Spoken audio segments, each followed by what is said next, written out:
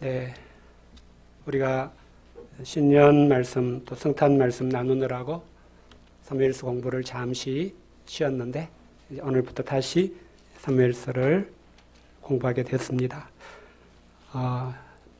오늘이 10강인데 이제 바로 앞에 9강 제목이 혹시 기억나십니까? 네. 두 글자만 차이 나는데 네. 사이 대신에 다윗이었죠.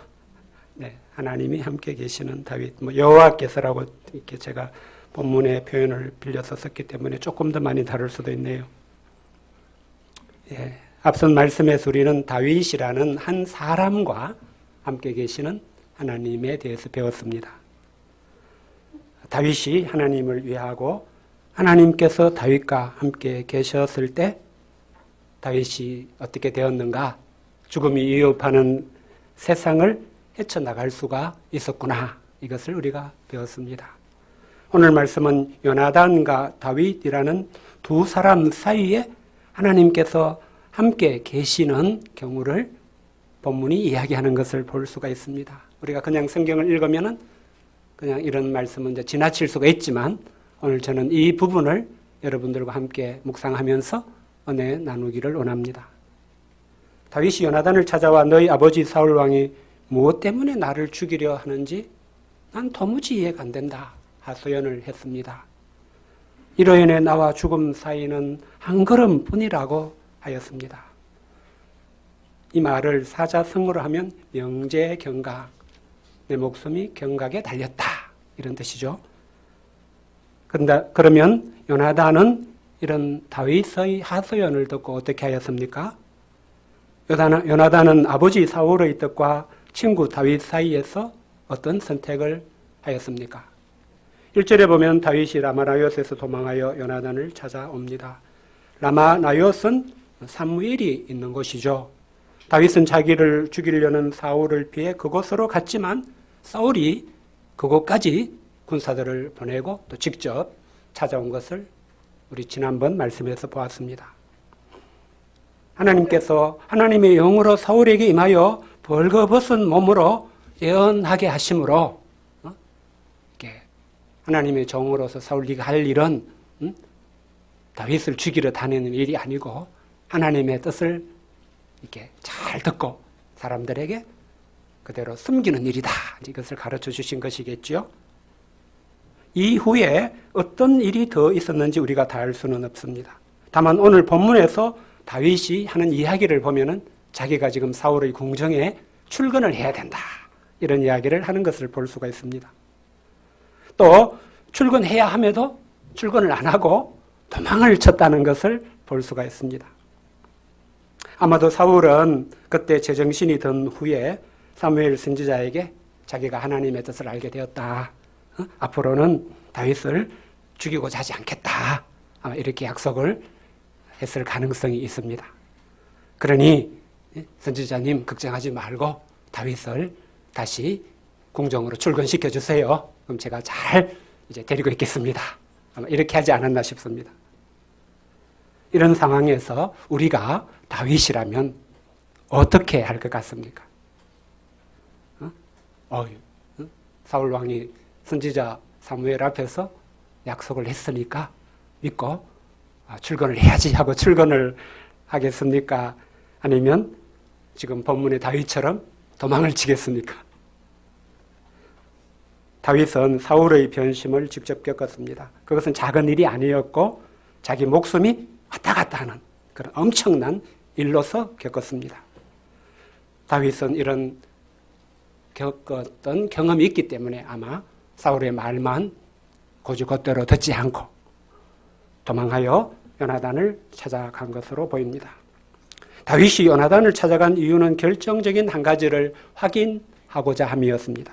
과연 자신이 궁정으로 복귀해도 되는지 아니면 자신이 이미 알고 있는 대로 영원히 사울의 궁정을 떠나는 것이 맞는지 그것을 결정해야 했기 때문이었습니다. 그러려면 핵심은 사울의 결심을 아는 것이었습니다. 사울이 하는 말만으로는 알 수 없기 때문이었습니다. 다윗이 겪어서 아는 사울은 소위 겉으로 하는 말과 속이 다르다는 것이었습니다. 이런 사울의 결심을 알아봐 줄 수 있는 사람은 오직 요나단밖에 없었습니다. 당장 내일은 초하루로서 다윗은 이 초하루 식사에 참석해야 했습니다. 초하루는 우리에게는 좀 생소하지만 이스라엘에서는 일주일 단위를 시작하는 안식일과 함께 한 달 단위를 시작하는 중요한 절기였습니다. 이날은 안식일보다도 더 많은 제물로 번제를 드리며 나팔을 불어야 했습니다. 하나님은 출애굽 후 이스라엘 백성이 한 주간만이 아니라 새로운 한 달도 하나님을 굳게 믿고 살게 하고자 초하루를 절기로 정하시고 지키게 하셨습니다. 사울의 궁정에서도 비록 내용이 없는 형식이 되어 있을지라도 초하루 절기가 중요하게 지켜졌음을 알 수 있습니다. 다윗은 22장 14절에 보면 외부에서 볼 때는 사울 왕정의 중요 인물, 소위 고위 인사였습니다. 사울의 가장 충실한 신하였고 왕의 사위였고 왕의 호위 대장의 자리에 있었습니다. 왕실의 중요 인물로서 초하루 식사와 같은 중요한 자리에는 결코 빠질 수가 없었습니다. 그러나 현재 상황에서 다윗이 그 자리에 참석하는 것은 죽음의 발걸음이 될 수도 있었습니다. 그래서 다윗은 요나단에게 특별히 부탁을 하였습니다. 3일 동안 자신이 들에 숨게 하고 왕이 물으면 제사로 인해 형들을 만나러 베들레헴 집에 갔다고 해달라고 했습니다. 그때 왕의 말이 좋다 하면 자신은 안전한 것이고 왕이 노하면 자기를 해하려고 결심한 줄을 알면 된다고 했습니다. 다윗이 그렇게 중요한 자리에 빠지는 것에 대한 사울의 의향을 통해 다윗에 대한 사울의 결심을 알 수 있다는 것입니다. 그러면서 다윗은 요나단이 자신에게 인자하게 행하는 것은 그것을 알려주는 것이라고 했습니다. 만일 자신에게 죄악이 있어서 그렇게 하지 않고 자기를 사울에게로 데려갈 것이라면 차라리 지금 네가 나를 죽이라고 부탁하였습니다. 이런 다윗의 절박한 부탁을 듣고 요나단은 어떻게 했습니까? 사람이라는 것은 다 입장이 있지 않습니까? 내 입장이 있지 않습니까? 그래서 요나단은 다윗에게 야, 너도 내 입장을 알지 않느냐? 참으로 곤란한 부탁을 하는구나. 이런 반응을 보일 수도 있을 것 같습니다. 또 나는 하나님을 믿는 사람으로서 거짓말은 할 수 없다는 거 너 알지 않느냐? 너 어떻게 나한테 거짓말을 치라고 하느냐? 이렇게 할 수도 있을 것 같습니다. 참고로 성경이 거짓말을 하지 말라고 하는 출발점은 출애굽기 20장에서 10계명을 주실 때에 내 이웃에게 거짓 증거하지 말라는 계명을 주신 것이 성경에서 거짓말을 하지 말라는 출발이 되고 있습니다. 이는 재판의 상황에서 다른 사람을 해치기 위해 위정을 해서는 안 된다. 위정을 해서 다른 사람을 죽게 해서는 안 된다는 것이 하나님이 십계명을 주실 때의 본질이었습니다. 이는 하나님의 백성은 어떤 경우에도 생명을 소중히 여겨야 한다. 거짓말을 하지 말라는 것은 생명과 연결된 계명입니다. 다윗이 사실이 아닌 것으로 핑계를 대달라고 한 것은 무죄한 자신의 생명을 위한 것입니다. 그래서 하나님께서도 예수님께서도 문제로 보시지 않으셨습니다. 요나단은 다윗의 말을 듣고 먼저 한 가지를 분명히 했습니다. 자기가 다윗을 죽게 만드는 그런 일은 결코 없을 것이라는 것입니다. 그래서 자기 아버지가 다윗을 해치려고 확실히 결심한 줄을 알면 자기가 반드시 다윗에게 와서 알려주겠다고 약속했습니다. 그렇지만 다윗은 불안해했습니다. 사울 왕이 아들인 요나단에게 절대로 다윗에게 알리지 말라고 엄히 명할 수 있기 때문입니다. 부하들을 시켜서 아들을 감시할 수도 있기 때문입니다. 그때는 누가 자기에게 사울의 결심을 알리겠는가 생각하면 다윗은 불안했습니다. 악마는 디테일에 있다. The devil is in the detail. 이런 말을 들은 적이 있을 것입니다. 사실 이 말은 신은 디테일에 있다. God is in the detail 이라는 말에서 나온 것입니다. 아주 오래전인데 여러분들은 모르는 사람도 있을 텐데 우주 왕복선 챌린저가 발사 후에 공중 폭발했던 일이 있었습니다. 후에 그 원인을 분석했는데 수십만 개의 정교한 부품 중에 무엇이 고장 난 게 아니고 챌린저 외부에 이제 내열 타일 하나가 잘못되어 있어서 그것이 떨어져 나가면서 열을 견디지 못해서 그 거대한 우주선이 폭발했다고 합니다. 어떤 일을 대충 보면 쉬워 보입니다. 옛날에 장동민이 개그 콘서트에서 그까이 그거 뭐 대충 이렇게 하면 되는 거 아니야 이런 연기를 했던 적이 기억이 납니다. 그러나 항상 문제점이나 불가사의한 요소가 세부 사항 속에 숨어 있습니다. 그래서 어떤 일을 제대로 해내려면 예상했던 것보다 더 많은 시간과 노력을 쏟아부어야 합니다. 그래서 매우 디테일한 점들을 충분히 정확하게 다루어야 됩니다. 우리는 무슨 일을 하든지 어떤 세부 사항에서 어려움이 생길지 잘 알기가 어렵습니다. 그럼에도 우리가 어떤 일에서 중요한 디테일한 것을 생각할 수 있다면 그것이야말로 함께 계시는 하나님의 은혜일 것입니다. 요나단은 이런 세부 사항까지 이야기하려면 시간이 좀 더 필요함을 보았습니다. 또 사람들의 눈을 피하는 것도 필요함을 보았습니다. 요나단은 아무도 보지 않는 들로 가서 다윗과 충분히 이야기를 하고자 했습니다. 요나단은 이때 자신의 속에 있는 이야기를 다 하였습니다. 자기가 원하는 것은 하나님께서 자기 아버지와 함께 하신 것 같이 다윗과 함께 하시는 것이라고 하였습니다. 다윗이 사는 날 동안에 하나님의 인자하심을 자기에게 베풀어서 자기를 죽지 않게 하는 그것을 원하고 있고, 하나님께서 다윗의 대적들을 지면에서 다 끊어버리신 때에도 다윗의 인자합을 자기 집에서 영원히 끊어버리지 말게 되는 것을 자기는 정말 원한다고 하였습니다. 그렇게 요나단은 다윗과 언약을 맺었습니다. 하나님께서 다윗의 대적들을 치실 것에 대해 자신은 어떤 방해도 하지 않을 것이며 오히려 다윗을 도울 것이며 다윗의 집은 요나단의 집에 인자함을 영원히 베풀기로 한다는 그런 언약을 맺었습니다. 요나단은 이에 대해 다윗도 맹세하게 했습니다. 어떻게 이렇게 하였습니까? 우리는 요나단이 이렇게 한 것이 하나님을 알았기 때문이고 하나님이 하실 일을 알았기 때문인 것을 볼 수 있습니다. 살아계신 하나님이 다윗을 위하시기에 다윗의 대적을 다 끊어버리는 날이 올 것입니다. 그런데 문제는 다윗의 대적 중에 자기 집도 포함이 되어 있다는 것이었습니다. 자기 아버지 때문에. 요나단은 그런 상황을 꿰뚫어 알았고 어떻게 해야 할지도 알았습니다. 그것은 다윗이 자기 집에 대해 인자함을 영원히 끊어버리지 않게 되는 그것뿐이었습니다. 또한 요나단이 다윗에게 이렇게까지 속내를 말하고 언약을 맺기까지 한 것은 진실로 다윗을 위하는 때문이었습니다. 요나단은 다윗이 이 급박한 상황에서 자기로 인해서까지 불안해하지 않게 하려 한 것이었습니다. 요나단의 한 일은 사랑이 무엇인지를 보여주는 것이었습니다. 사랑은 상대를 위하는 것이죠. 요나단은 다윗을 사랑하되 자기 생명같이 사랑하였습니다. 요나단은 자기 생명을 위한 일이면 다 하듯이 다윗을 위한 일이면 다 하고자 한 것입니다.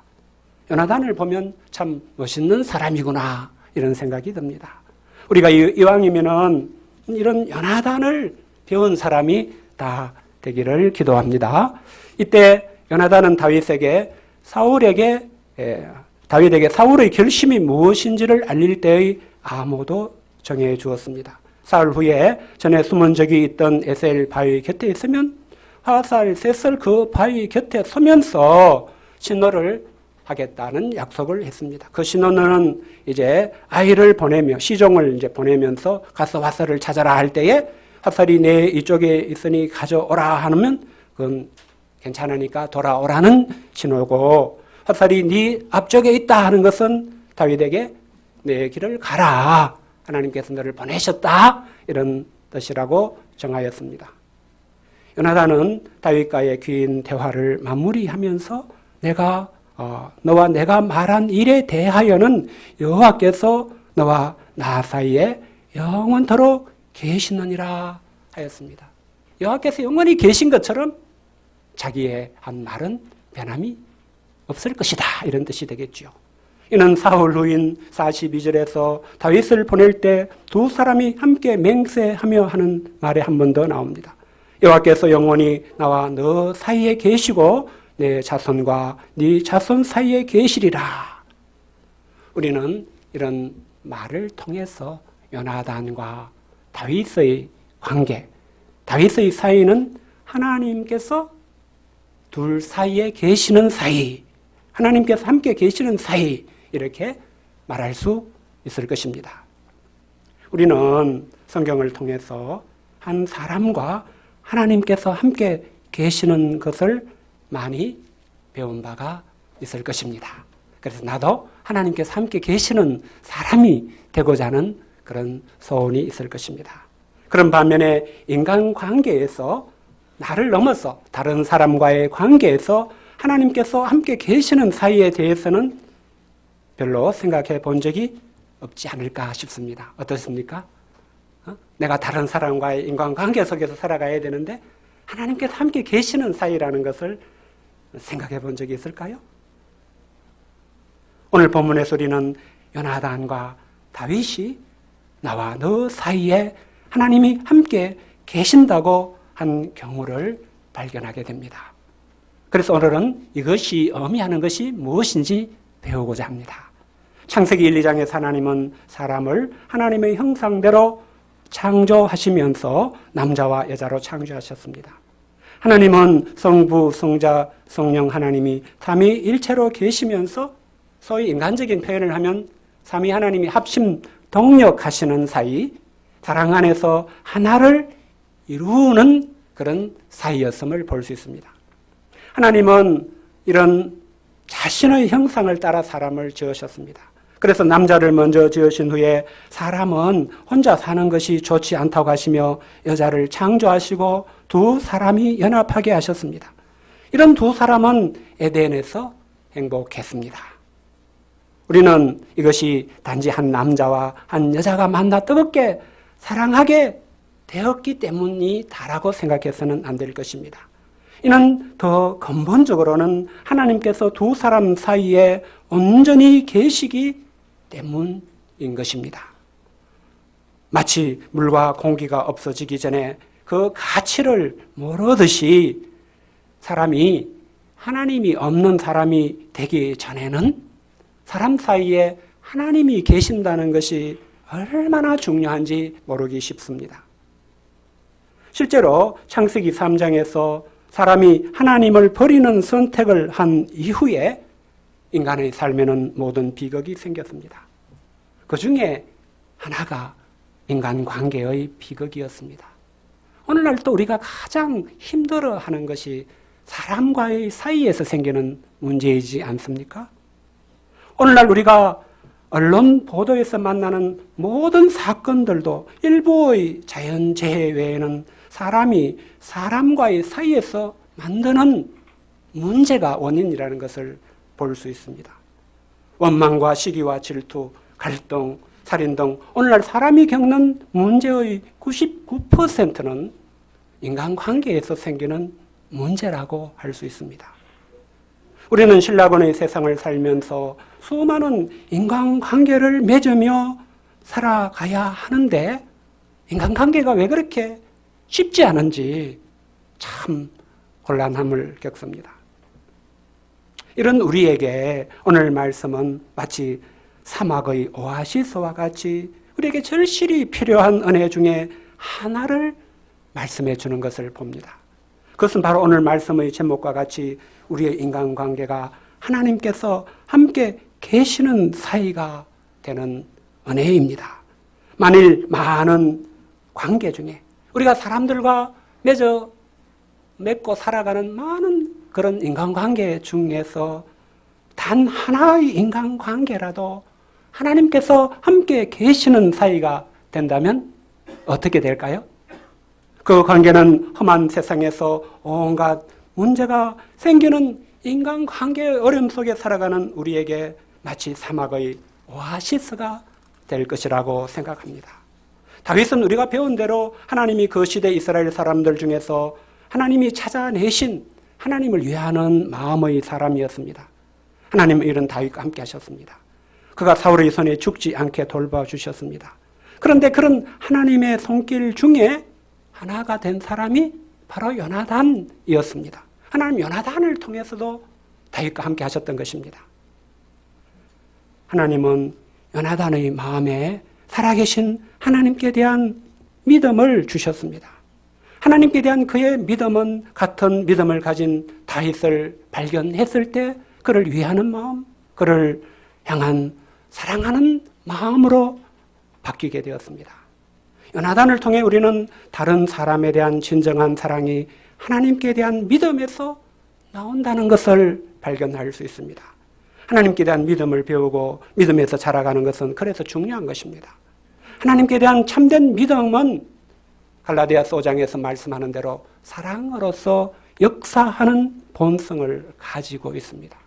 우리가 믿음은 하나님께 대한 믿음인데 그 믿음의 본성, 그 믿음도 만약에 어떤 본성이 있다면 그 본성은 사랑으로서 자기를 나타내는 것이라는 뜻입니다. 그래서 우리가 믿음의 사람이 되면 우리는 이 세상에서 하나님이 이루시는 역사를 위한 하나님의 손길로서 쓰임받는 사람으로 변하게 됩니다. 그래서 요나단과 같이 멋있는 사람으로 변하게 됩니다. 우리가 요나단을 멋있게 여기고 또 그런 요나단과 같은 사람이 인간관계의 사막에서 살아가는 우리에게 절실히 필요한 사람이라고 한다면 어떻게 그런 멋있는 사람이 될 수 있습니까? 하나님께 대한 믿음이 우리를 그런 사람이 되도록 이끌어가는 것을 알 수 있습니다. 더 나아가 우리는 이 믿음으로 인하여 쉽지 않은 인간관계의 사막 속에서 서로가 서로에게 오아시스와 같은 사람이 될 것입니다. 우리가 이를 알고 이를 사모하게 되면 좋겠습니다. 우리가 믿음을 배워야 하는 이유, 동기, 목적도 이것이 될 수 있으면 좋겠습니다. 오늘 본문의 나머지 이야기를 간략히 살펴보면 사울은 초하루 절기의 식사 자리에서 다윗에 대한 결심이 무엇인지 드러냅니다. 다윗을 죽이고자 하는 사울의 결심은 확고부동했습니다.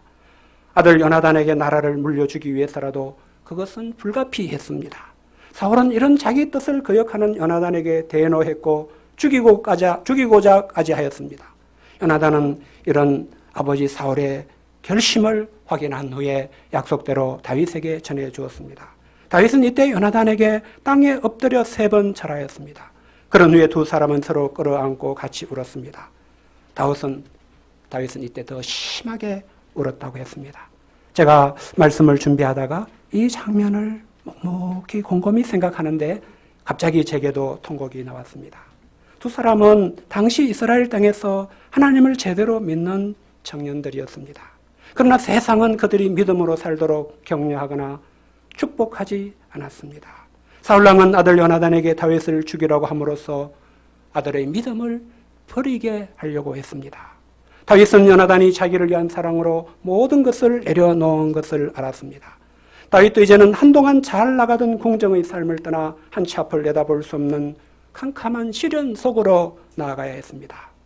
이런 상황에서 그들이 할 수 있는 것은